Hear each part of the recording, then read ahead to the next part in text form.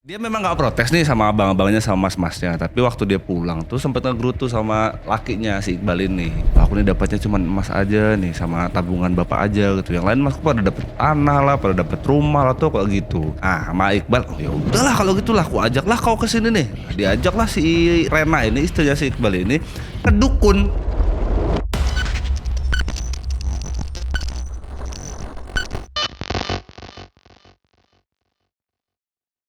Selamat datang di episode 18. Yang paling menakutkan dalam hidup adalah ditinggal oleh orang tua. Ditinggal meninggal oleh orang tua tuh gak pernah kebayang gitu loh rasanya gimana gitu ya. Belum lagi di banyaknya kejadian di sosial kita, biasanya orang udah ditinggal meninggal dengan orang tuanya, yang diributkan biasanya saudara ini, harta gono gini, warisan.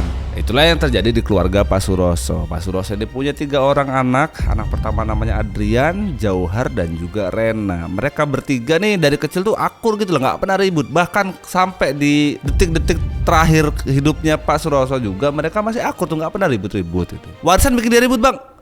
Enggak, awalnya enggak. Mereka semuanya dapat jatah warisan. Pak Suroso tuh lumayan menengah ke atas lah, dapat warisan yang rata dan nggak pernah ribut. Tapi makin lama harta gono gede dan juga warisan itulah yang bikin satu di antara mereka bertiga ini harus kehilangan nyawa. Nah, sekarang gimana selengkapnya?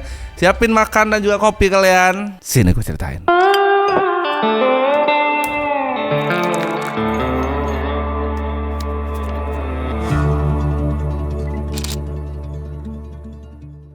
Oktober 2015 di Kediri ada satu desa. Di desa itu ada satu keluarga namanya bapaknya adalah Suroso. Pak Suroso ini lumayan terkenal di kampungnya sana karena Pak Suroso ini punya toko bangunan. Jadi orang-orang sana biasa belanja toko bangunan dan segala macam itu pasti sama Pak Suroso. Jadi wajar kalau orang-orang sana pada kenal dengan beliau. Nah, dan berkat usahanya Pak Suroso inilah beliau ini di kalangan orang-orang desa di dekat-dekat rumahnya Pak Suroso ini, beliau tuh dikenal dengan orang yang strata ekonominya tuh menengah ke atas, bukan yang susah gitu loh. Asetnya lumayan banyak kalau dibandingkan dengan orang-orang di sekeliling tetangganya gitu ya. Dia punya toko bangunan udah pasti, habis itu rumahnya juga lumayan gede karena nggak semua orang yang tinggal di pedesaan itu punya taman. Beliau ini punya. Udah gitu di dekat desa tempat dia tinggal dia punya las bidang tanah gitu. Sama bekas peninggalan istrinya yang sudah meninggal, perhiasannya itu lumayan banyak. Nah, Pak Suroso ini punya 3 orang anak, Der. 3 orang anak ini 2 laki-laki, 1 perempuan. Anak pertamanya namanya adalah Adrian. Adrian ini umurnya 38 tahun, sudah berumah tangga juga, punya istri namanya Nadia, umurnya 35, dan 1 orang anak laki-laki. Rumahnya Adrian ini sama Pak Suroso nggak jauh. Jadi di antara 3 bersaudara ini yang nungguin masa-masa tua bapaknya itu si Adrian inilah. Selain dia nungguin bapaknya karena rumahnya Adrian sama bapaknya nggak jauh, toko bangunan yang punya Pak Suroso tadi yang nerusin itu si Adrian ini, anak pertamanya. Nah, dari situlah si Adrian ini punya penghasilan. Anak keduanya Pak Suroso ini namanya Jauhar, umurnya 35 tahun, berarti 3 tahunan lah dari abangnya yang pertama. Nah, dia juga sudah berkeluarga, punya anak kembar malah. Tapi bedanya dia nggak tinggal sama Pak Suroso dan nggak tinggal di sekeliling dekat-dekat rumah Pak Suroso. Dia ngikutlah sama istrinya yang lokasinya agak jauh dari rumahnya Pak Suroso. Oh, berarti mending abahnya udah nggak juga. Karena dari semua 3 bersaudara ini justru si Jauhar ini, anak kedua ini yang ekonominya paling mendingan lah kalau dibandingin sama yang lainnya. Dia ini kerjanya pegawai koperasi. Walaupun dengan status ekonomi paling mending di antara 2 saudaranya, tapi Jauhar ini yang tengah-tengah nih, dia nggak terus gara-gara ekonominya mendingan gitu terus lancang gitu loh sama bapaknya atau sama abangnya yang pertama, nggak juga dia. Dia tetap respect sama abangnya, tetap respect sama bapaknya. Nah, yang ketiga yang aku bilang tadi, anak satu-satunya perempuan ini namanya adalah Rena. Usianya 31 tahun. Rena juga sama, udah menikah juga, sudah punya 2 orang anak juga. Tapi dia juga sama kayak Jauhar tadi, nggak tinggal deket sama Pak Suroso, agak jauh dia. Dia tinggal sama Iqbal nama suaminya, umurnya 34 tahun. Di antara 3 bersaudara ini, si Rena ini yang ekonominya benar-benar masih ngerintis gitu loh. Bahkan di antara mereka bertiga cuman Rena lah satu-satunya yang tinggal, rumahnya masih ngontrak. Udah gitu si Iqbal ini, lakinya si Rena ini serabutan gitu loh kerjanya masihan, belum yang dapat kerjaan pasti gitu lah. Jadi ekonominya emang naik turun gitu. Long story short, Pak Suroso ini kan udah tua guys ya.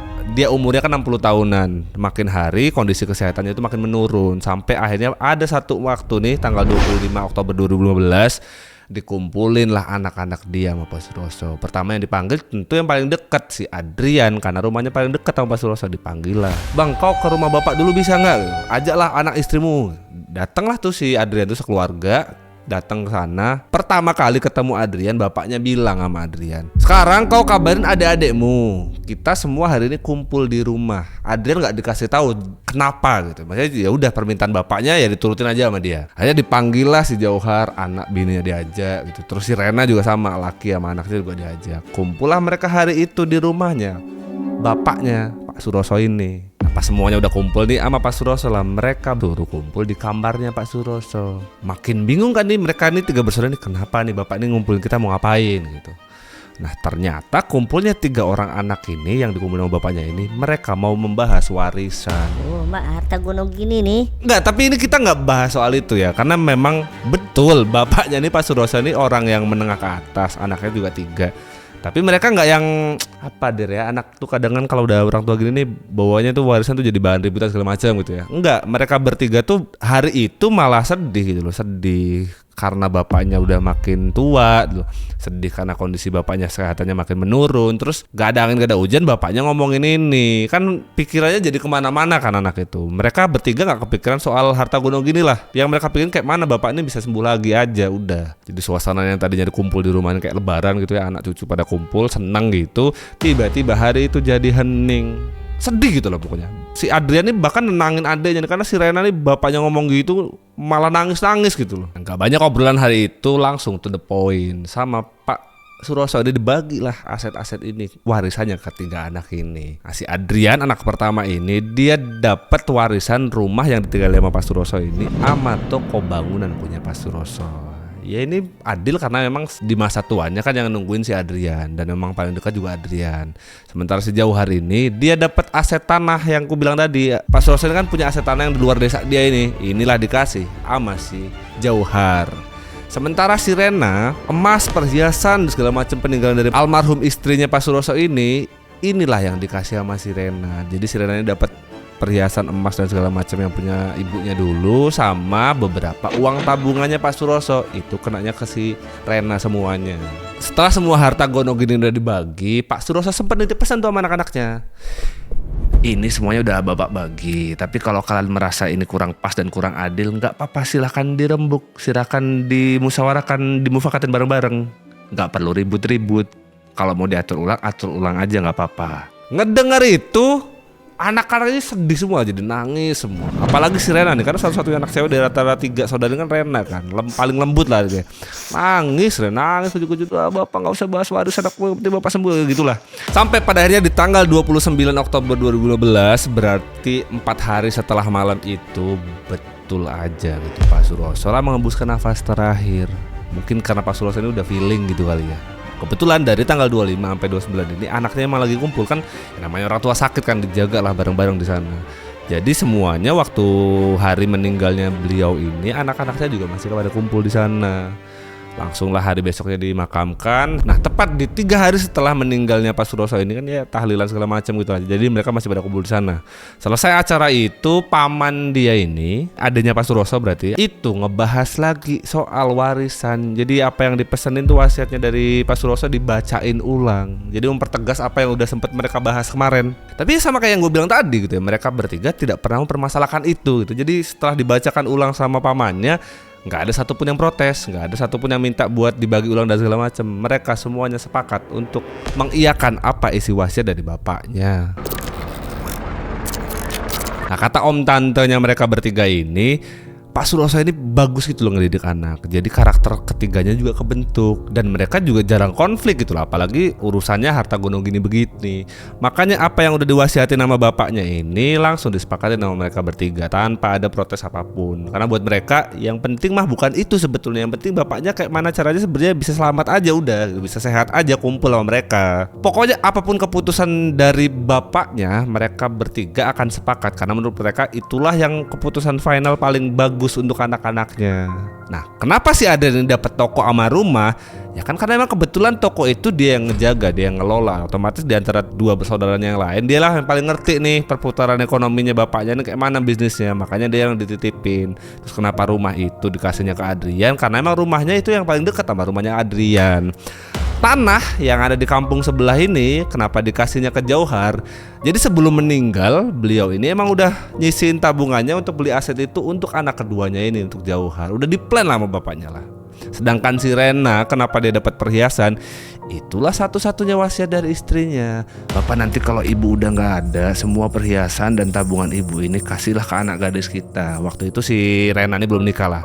Makanya semua peninggalan ibunya itulah dikasihlah ke si Rena. Termasuk tabungannya Pak Suroso yang berbentuk cash. Dan ketiga anak ini pun sadar gitu ya, yang paling mahal itu bukan berapa banyak Pak Suroso ini ninggalin warisan untuk mereka. Yang paling mahal adalah kayak mana caranya keluarga ini kumpul aja gitu.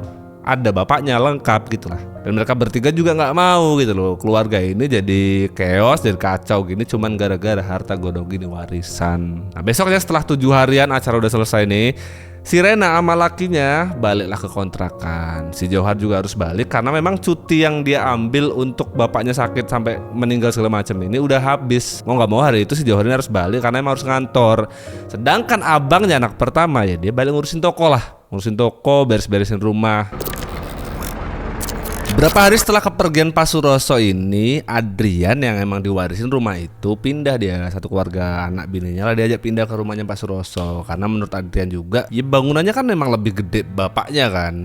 Kalau nggak diurus atau rumah dia yang ditinggalin tapi rumah itu yang dibiarin, sayang aja rumah segede ini terbengkalai gitu. Makanya mereka lah sepakat untuk pindah tinggal di rumah baru itu. Sampai ada satu momen di minggu-minggu awal-awal dia tinggal di sana lah, si Nadia ini istrinya Adrian itu jam 23.40 kayak jam 12 kurang seperempat gitu beres-beres di dapur. Maksud dia ini dapur gue beresin dulu biar bangun tidur udah nggak banyak kerjaan lah, nyicil kerjaan dari malam gitu. Pas dia lagi beres-beresin dapur itu, si Nadia inilah nyium bau kemenyan gitu, kayak ada orang bakar kemenyan. Tapi pikir dia juga di sekeliling rumah dia nggak ada orang bakar kemenyan jam segitu. Siapa juga gitu, belakang rumah dia kan kebun, kayak taman kebun gitu. Jadi nggak ada juga orang bakar kemenyan deket-deket dapur.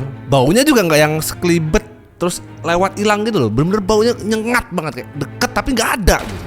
Bingung dia kayak ini bau kemenyan dari mana gitu. Di tengah-tengah dia bingung gitu, dia dengar suara kayak dari atas plafon gitu loh, kayak ada suara yang ngetok tapi nggak yang dar gitu, pelan tapi berirama gitu kayak tok tok tok gitu. Ada gitu beberapa kali denger, pikir dia ya mungkin di plafon tikus lah atau apa gitu.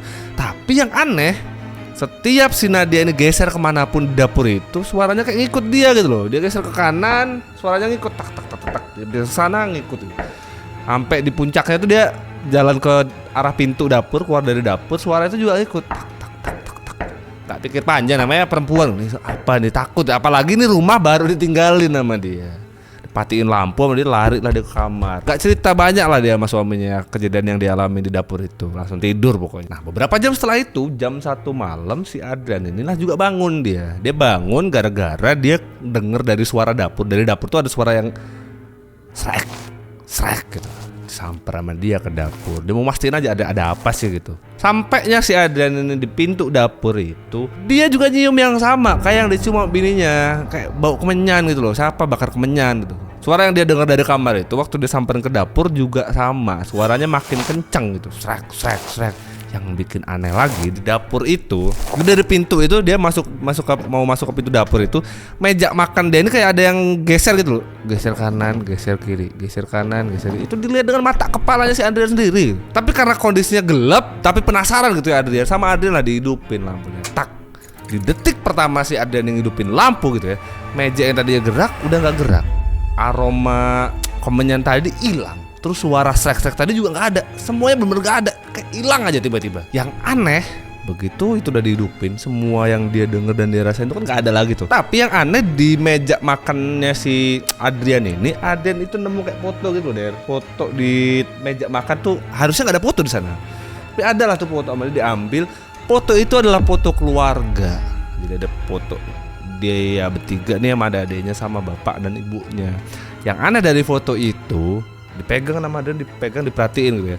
Di foto itu mukanya Adrian tuh ya mesti kayak foto yang lo gini-gini gitu loh. Mukanya Adrian tuh kayak hilang gitu loh. Yang lain ada tapi muka Adrian tuh kusem gitu. Bingung dia di tengah-tengah bingung itu nggak tahu nih foto seingat gua nih harusnya ada di kamar bapak nih, kok bisa ada di dapur gitu. Di tengah kebingungan itu dari belakang dengar suara anaknya nangis. Anaknya kan umur 6 tahunan lah, tidurnya udah nggak bareng lah sama dia sama istrinya. Dengar anaknya nangis, foto itu taruh sama dia lah nyamperin ke kamar anaknya. Sampainya ke kamarnya anaknya Adrian ini, anaknya tuh kayak ngigo gitu tapi mimpi gitu lah, bangun dia. Ditanya lah sama dia, kamu kenapa nak jam segini bangun? Sambil masih ketakutan, keringat dingin gitu, anaknya si Adrian ini cerita kalau di pintu kamar dia ini tadi aku ngeliat kakek. Ya, karena kebetulan kamarnya si anaknya Adrian ini nggak ditutup gitu loh, tidur malam kebuka aja. Diceknya sama bapaknya nih, di pintu itu nggak ada siapa-siapa juga, makanya dibilang lah sama anaknya, itu kali kamu cuma kecapean aja deh, udah tidur lagi aja, mungkin kamu ngigo lah. Dan sejak malam itu rumah yang ditinggalin sama Adrian sekeluarga ini kerasa nggak nyaman gitu loh, kayak ada aja tiap malam tuh yang aneh-aneh. Pagi harinya setelah kejadian malam itu, Adrian ini dapat telepon dia dari Jauhar, adik dia ini lah. Adik dia ini nelpon ke Jauhar, dia bilang sama adiknya, Kak, aku nih semalam nih ngelihat jam bapak di rumah gitu. Tapi aku nih nggak pernah ngerasa ngebawa jam bapak nih ke rumah. Setauku juga kita semua kan tahu kan ya, kalau jamnya bapak ini ada di lemari bapak gitu loh. Semua barang-barang penting taruh di kamarnya bapaknya lah. Tapi ini kenapa ada di rumahku gitu ya. Makanya si Jauhar ini nanya sama Adrian, karena Adrian lah yang tinggal di rumah itu. Ama nggak cuma itu aja Kak. Kemarin malam nih istriku nih ngigo gitu lah, malam-malam tuh mimpi dia ngigo, teriak-teriak dia. Pas udah bangun ku tanya, kau mimpi apa? Yang diceritain sama istriku nih, dia ini kayak ngelihat jenazahnya bapak waktu mau dimakamin, tapi begitu udah masuk ke liang lahat gini, waktu dibuka itu bukan jenazahnya bapak, ternyata suaminya dia loh. Berarti si Jauhar. Malam itulah dia kebangun dari mimpi itu, kebangun teriak-teriak dia. Lagi ditenangin gitu sama si Jauhar istrinya ini. Dari kamar mandi suaranya kenceng banget. Makin bingung mereka berdua nih. Udahnya tadi kejadian mimpi buruk segala macam. Jauhar nih yakin betul kalau nih kamar jadi semua udah ditutup gitu. Jadi nggak mungkin ada angin masuk yang bikin pintu jadi nutup kenceng gitulah. Disampar tuh kamar mandi sama si Jauhar. Dipastiin itu ada apa. Di kamar mandi nggak ada apa-apa, kosong aja gitu. Cuman yang aneh, waktu dia masuk kamar mandi, keran airnya tuh nyala gitu. Tapi gak cuma itu aja tuh yang kejadian di rumahnya si Jauhar. Jauhar juga cerita sama Adrian kalau waktu sarapan pagi-pagi itu anaknya yang kembar itu lagi sarapan gitu, dia kayak bengong gitu loh ke depan, lihat matanya tapi sambil makan sambil bengong gitu. Ditanya lama Jauhar, kakak kenapa kak, ngeliatin apa gitu. Yang dijawab sama anaknya si Jauhar ini, si kembar ini, dia bilang, enggak, kakak nggak lagi bengong, lagi ngeliatin kakek duduk di situ. Itu padahal kursinya kosong gitu loh. Dan kursi kosong itu tepat di sebelahnya si Jauhar, yang itu nggak ada siapa-siapa lah, pokoknya adanya cuma dia sama istrinya lah. Yang sini ini kosong, nggak ada siapa-siapa. Yang dimaksud sama anaknya ini siapa gitu. Dengar anaknya ngomong begitu, si kembar ini sama ibunya itu dibawalah ke kamar. Itu juga yang diceritain sama abangnya, diceritain semua kejadiannya. Dengar semua cerita dari Jauhar ini, Adrian kepikiran sama adik bungsunya. Nih kalau aku nih ngalamin, si Jauhar juga ngalamin sesuatu yang aneh-aneh gini-gini, kayak mana nasib adikku yang bungsu nih. Selesai percakapan si Adrian sama si Jauhar ini, Adrian langsung nelpon si Rena. To the point aja gitu, si Adrian langsung nanya gitu, Rena beberapa malam terakhir ini ada sesuatu yang aneh gak di rumah? Dan nyambung, padahal belum jelasin konteksnya apa gitu ya. Si Rena tuh langsung jawab, iya mas, ada nih mas, beberapa hari terakhir nih ada sesuatu yang aneh-aneh gitu di rumah. Rena juga mulai nyeritain apa yang dialamin dia malam itu. Jadi waktu jam 11 malam si Rena habis sholat isya gitu, si Rena ini kayak dengar suara orang jalan kaki di depan rumah dia, di terasan gitu lah. Makanya sama Rena lah bangunin lakinya si Iqbal. Sama Iqbal dan Rena ini ditengok lah, diintip dari tirai jendela gitu, diintip dari kaca gitu. Nggak ada siapa-siapa, di teras tuh nggak ada siapa-siapa. Tapi suaranya masih ada waktu dia ngintip ini. Nggak ada siapa-siapa orang di sana, tapi suaranya masih ada kayak orang jalan. Yang bikin aneh, di teras rumah dia ini ada kembang 7 rupa bertaburan gitu loh. Ya nggak lama sama si Iqbal, lakinya si Rena ini, buka pintu diberesin semua kembang segala macam itu diberesin. Waktu dia mau beres-beresin, mau disapuin, di antara tumpukan bunga 7 rupa ini ada sehelai kain. Yakin betul nih kalau nih kain adalah kain kafan. Apa yang ditemuin di teras itu disapuin lah sama si Rena. Dan gak sampai situ aja, di jam 2 malam si Rena tidur gitu, kebangun dia. Kebangunnya dia ini kayak ada suara yang ngebisikin itu. Bisikinnya itu kayak, balikin. Yang bikin Rena nih ngerasa kalau suara ini nggak biasa, suara ini familiar banget gitu, nggak asing. Ini bener-bener kayak suaranya bapak. Terus di waktu yang bersamaan juga, yang diceritain sama Rena nih, waktu dia dengar suara itu tuh baunya kayak bau kemenyan di kamar dia. Itulah yang diceritain sama Rena ke abangnya si Adrian. Adrian denger Rena udah cerita begini, apalagi telepon sama Jauhar tadi, dia makin bingung nih. Ini keluargaku ini kenapa ya? Apa yang salah? Makin bingung lah dia sama kondisi keluarganya saat itu. Sampai di tanggal 15 November 2025 nih, si Adrian nih pulang dari toko.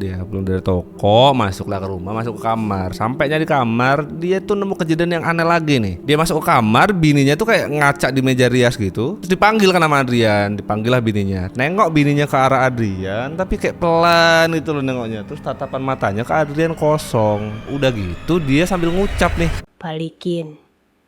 Itu bukan buat kamu sendiri. Setelah ngomong itu, istrinya nih si Nadia nih langsung pingsan. Bingung kan si Adrian, belum sempet jawab, belum sempet menyerna apa yang diomongin sama istrinya nih, pingsan kan. Akhirnya digotong lah tuh istrinya, ditaruh di kasur. Udah beberapa hari dia kepikiran dengan semuanya yang kejadian di dia, adik-adiknya juga nih. Ngeliat bininya begini, dia makin yakin kalau ada sesuatu yang gak beres di keluarganya nih. Kayak seakan-akan ada yang nyerang, tapi dia gak tahu ini siapa kelakuannya. Nggak sampai situ aja, 2 hari setelah kejadian-kejadian teror-teror itu, istrinya si Jauhar ini, si Nadia ini jatuh sakit. Sakit tuh sampai apa yang muntah yang nggak keluar gitu loh. Yang lihat istrinya begini nggak mungkin diem aja kan. Sama si Adrian lah dipegang nih istrinya. Dicek semuanya sama si Adrian, aneh gitu. Tapi istrinya nih bau kemenyan gitu loh. Si Adrian ini sempat ngerasa ini aneh, tapi ya dia nggak mau mikirin mungkin masuk angin lah gitu. Sampai besok harinya si Nadia ini bingung lah dia. Posisi dia bangun tuh tangan dia lebam gitu, kayak habis dipukul gitu, panjang gitu lah bekasnya. Di lehernya juga ada bekas kayak luka, tapi nggak tahu apa gitu ya, bekas cakar gitu. Ditanyalah sama suaminya, kamu kenapa dek gitu. Tapi si Nadia juga bingung mau ngejelasin apa ya. Gue gak ngapa-ngapain, gue cuma tidur gitu. Bangun tidur udah begini. Setelah muncul lebam dan juga kayak bekas luka cakar itu, mulai saat itu kondisinya Nadia nih makin drop gitulah kesehatannya. Sakit-sakitan dia, badannya jadi kurus kering, lesu, gak mau makan. Jadi kayak orang tiba-tiba sakit gitu lah. Tapi gak tahu nih kenapa. Sampai ada satu waktu di tengah malam gitu, si Nadia ini kebangun gitu karena mimisan. Mimisannya gak dikit, banyak banget tuh, bantal tuh sampai penuh lah pokoknya mah. Ngeliat kondisinya begitu, sama Adrian istrinya lah dibawa ke pertolongan pertama lah, klinik terdekat dari rumah dia lah. Kebetulan dekat rumah dia ini ada klinik 24 jam. Dibawa lah si Nadia ini sama Adrian ke klinik itu. Waktu dicek, waktu diperiksa segala macam, menurut yang jaga di sana, enggak, ini istri bapak ini nggak kenapa-kenapa, istri bapak ini cuma kecapean aja. Nggak masuk akal. Tapi menurut Adrian ini nggak cuma kecapean ya harusnya. Kalau memang cuma kecapean terus demam, harusnya nggak sampai kurus kering gini nih badannya nih.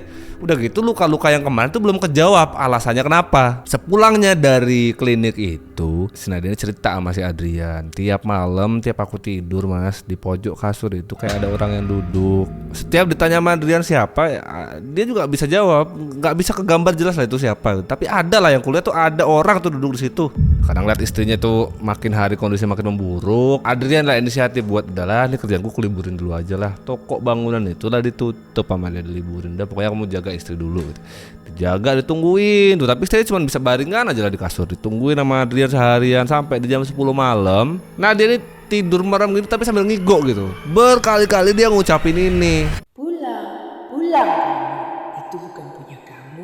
Dan pas pagi harinya dari malam yang ngigo itu, badannya si Nadia ini jadi keringet dingin gitu, tapi gak berhenti-berhenti keluar keringet terus, kayak panas, demam tinggi gitulah. Hari itu Adrian mulai sadar ini penyakitnya gak bisa nih dibilang penyakit biasa nih, gak normal soalnya. Enggak cuman si Nadia aja nih yang dapat teror ternyata. Istrinya si Jauhar, si Sari nih, ini dia juga dapat teror yang sama gitu loh. Tangan dia tuh sempat lebam juga, sama lah kayak Mbak Yunya tadi lah, tangan itu ngelebam. Tapi bedanya kalau di lehernya si Nadia itu kan kayak bekas cakaran, istrinya Jauhar itu di lehernya kayak bekas cekekan gitu lah. Tapi yang dialami nama istrinya Jauhar ini nggak wajar gitu.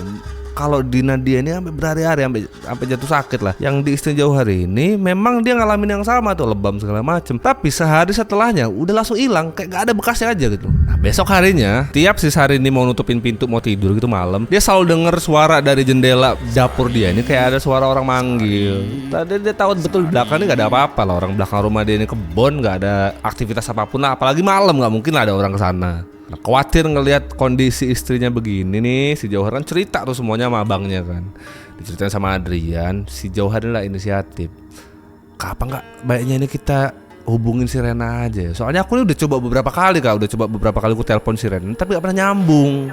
Nah kebetulan si istrinya ini udah ada yang jagain nih. Jadi sama si Adrian ini istrinya karena kondisinya makin memburuk kan, dibawalah dirujuk ke rumah sakit. Terus istrinya dia ini, si Nadia ini ditunggulah sama bapaknya, mertuanya si Adrian. Nah karena udah ada yang nunggu, pikir Adrian, oh ya udahlah istriku udah ada yang jaga ini.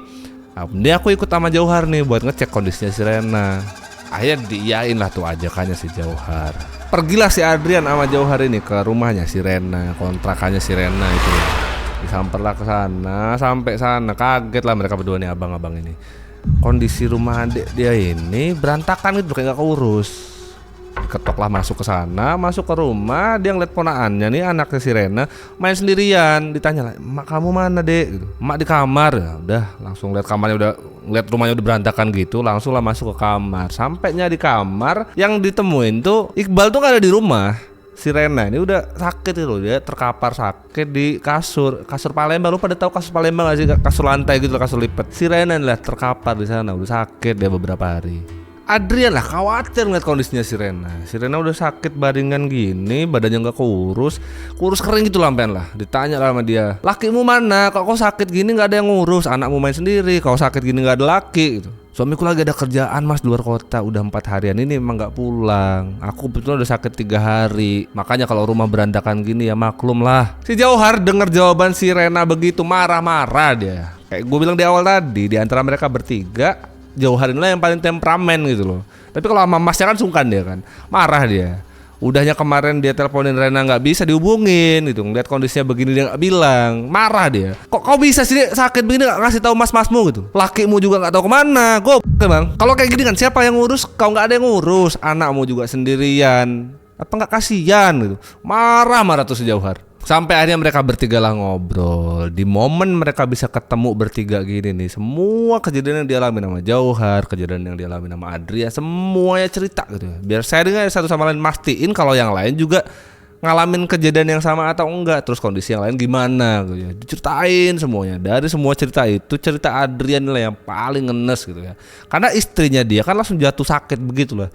Diceritain aja, "Mbak Yumu juga sakit dulu, udah lama. Dari beberapa hari yang lalu udah sakit-sakitan, kondisinya juga makin parah. Mas juga nggak tahu nih sakitnya apa. Tiap diperiksa juga nggak bisa. Tiap diperiksa juga nggak pernah tahu hasilnya kenapa. Sampai sekarang nih, makanya Mas nggak ajak Mbak Yumu kesini karena Mbak Yumu lagi di rumah sakit, dijagain sama mertuaku." Adrian cerita gitu, sampai sedih gitu, berebes milik, nangis gitulah. Si Rena ngeliat abang pertamanya nih cerita sampai ngenes gini nih, nangis si Rena. Ngelihat si Rena nih nangis gini, abang-abangnya bingung lah, dia nangis gitu, diceritain kejadian kok nangis gitu. Makin bingung lah mereka berdua. Di tengah-tengah nangisnya si Rena ini, si Rena juga nangis tuh sambil bilang, "Maafin Rena mas, nggak ada maksud Rena nih mau begini," gitu tuh. Tapi kakaknya pada bingung nih, ngomong apa sih nih bocah gitu, bingung lah pokoknya ini kenapa gitu. Ditanya lah pelan-pelan sama abang-abangnya ini, pada nanya lah, "Kenapa Rena?" Ya, cerita aja pelan-pelan. Siapa tahu Mas Muni pada bisa bantu.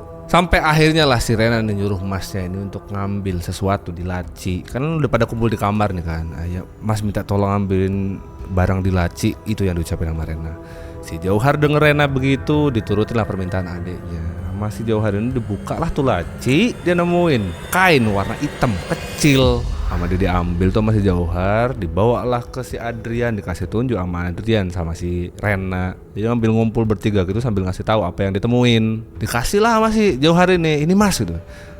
Si Adrian juga bingung gitu ya. Ya udah diambil sama si Adrian, dibuka.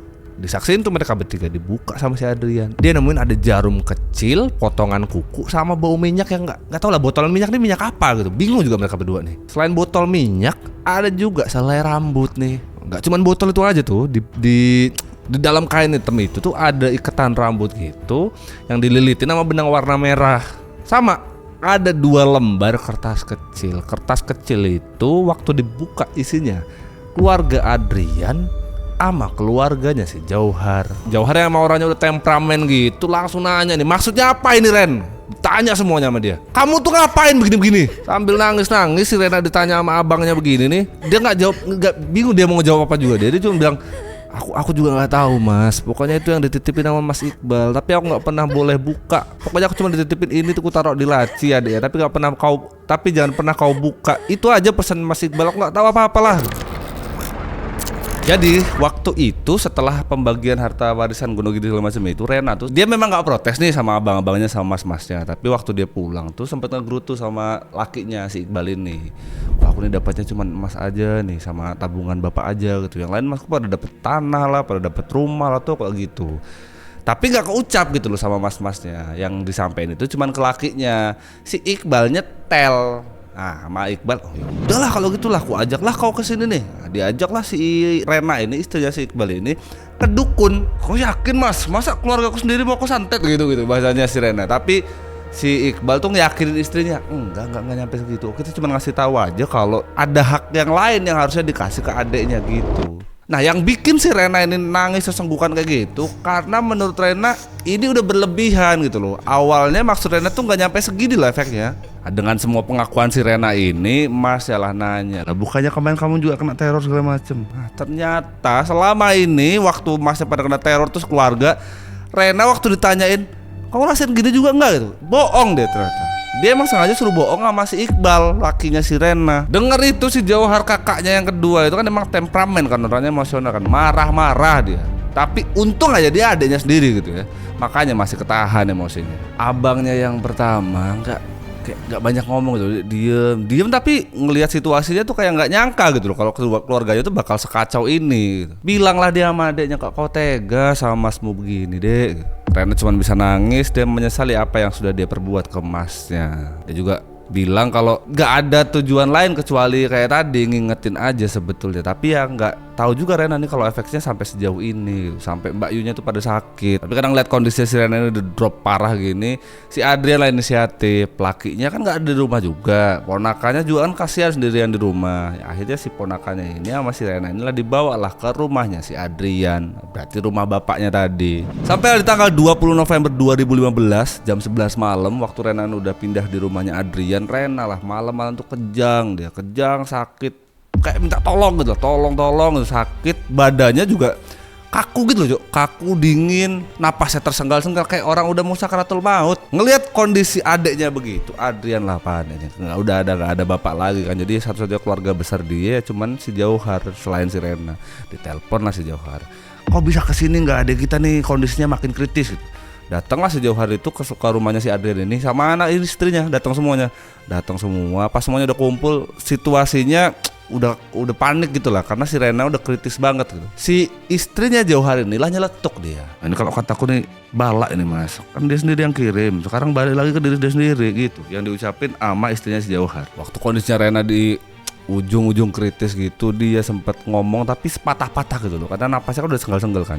Dia cuma bilang, aku nggak mau mati dalam kondisi nggak ikhlas gitu. Aku selama ini cuma pengen mas tuh pada denger apa yang pengen dia sampein gitu, tapi nggak nyampe gitu lah. Ngelihat kondisinya ngomongnya udah susah gitu lah, langsung disaut sama abangnya. Dipegangin tuh tangannya si Rena sambil masnya tuh bilang, Ren, sebetulnya kau nggak perlu ngelakuin hal-hal yang kayak gini juga. Masmu ini udah pada kepikiran untuk kebagiin aset yang dikasih bapak ke kamu nih, nggak perlu yang begini-beginian. Toh bapak juga pesan terakhir kan kalau memang pembagiannya dirasa kurang rata kan bisa didiskusikan lagi, dimusyawarahkan lagi, gak perlu sampai kejadian begini gitu yang bisa sama masnya. Gak lama dari itu 11.45 ya, berarti 45 menit lah setelah abangnya pada kumpul itu, kondisinya si Rena ini makin kritis. Beberapa menit sebelum jam 12 itu si Rena harus menghembuskan nafas terakhir, mati si Rena. Setelah kematian almarhumah si Rena ini, dikuburkanlah si Rena ini di samping kuburan bapaknya. Dan gak lama dari itu, tepat di hari pemakamannya si Rena ini, Nadia, istrinya si Adrian itu, hari itu juga sembuh gitu. Penyakit dia yang dari awal kita gak pernah tahu tuh diagnosanya apa gitu ya,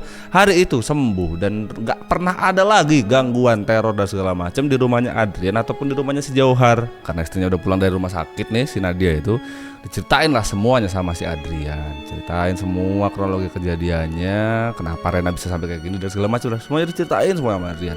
Adrian cuma mau minta sama istrinya biar bisa maafin adeknya Adrian, Karena menurut si Adrian ini harusnya bukan sepenuhnya salahnya si Rena. Harusnya selain si Rena yang harus disalahkan itu harusnya si Iqbal. Karena si Iqbal sampai meninggalnya istrinya nih, sampai di makamin yang lahat segala macam, nggak datang dia. Anak nggak diurus, istri meninggal nggak datang juga gitu. Hilang aja nggak ada kabar, di telepon juga nggak bisa. Nah, sekalian si Adrian ini juga minta izin lah sama istrinya.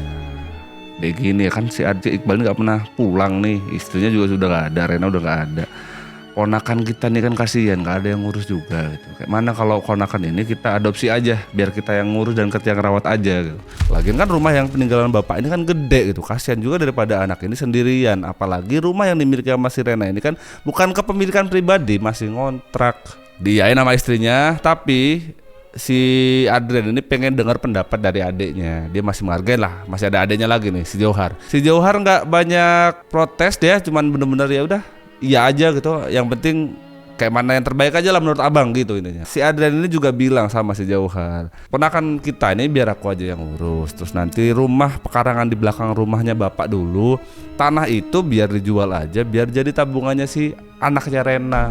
Ngelihat keputusan yang diambil sama abangnya ini, si Johar nih respect, tapi wah aku harus kayak bisa kayak abang gitu lah ya. Akhirnya tanah peninggalan warisan dari Pak Suroso ke si Johar ini, karena memang kebetulan gak kepake juga kan sama dia kan, itulah dibagi sama si anaknya Rena. Coba kalau dari awal tuh ada komunikasi yang jelas itu loh. Ini kan sesuai dengan apa mau ibunya dan bapaknya kan.